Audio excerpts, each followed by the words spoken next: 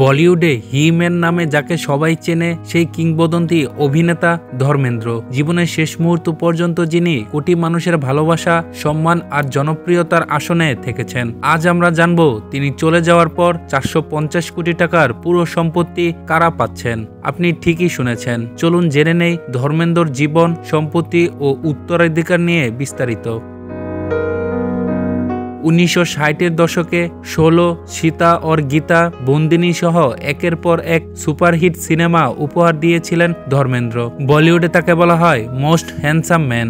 দীর্ঘ 6 দশকের কেরিয়ারে তিনি শুধু হিট সিনেমাই দেননি, গড়ে তুলেছেন একটি বিশাল network, film production, brand, farm house, luxury গাড়ি এবং রিয়েল এস্টেট সাম্রাজ্য।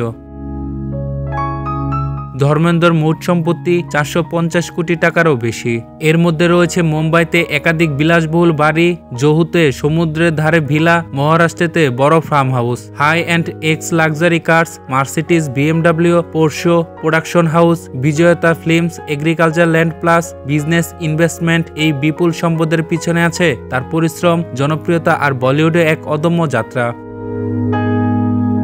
ধর্মেন্দ্রর 2 স্ত্রী। প্রথম স্ত্রী প্রকাশ কৌর, তাদের সন্তান সানি দেওল এবং ববি দেওল। দ্বিতীয় স্ত্রী হেমা মালিনী, তাদের সন্তান ঈশা দেওল প্লাস অহনা দেওল।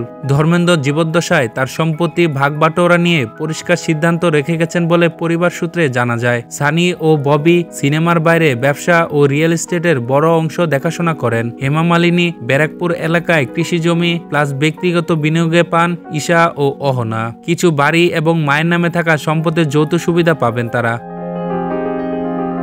একাধিক বিলা এবং কৃষি জমি ধর্মেন্দ্র তার সন্তানদের নামে আগে ট্রান্সফার করেছিলেন। তিনি যেমন পরিবারকে গুরুত্ব দিয়েছেন, তেমনি পুরো ইন্ডাস্ট্রিকে নিজের পরিবার মনে করেছেন। তার সম্পত্তি সন্তানেরা বন্টন করলেও তার আসল সম্পত্তি ছিল মানুষের সম্মান, ভালোবাসা এবং স্ক্রিনে তার অমর উপস্থিতি।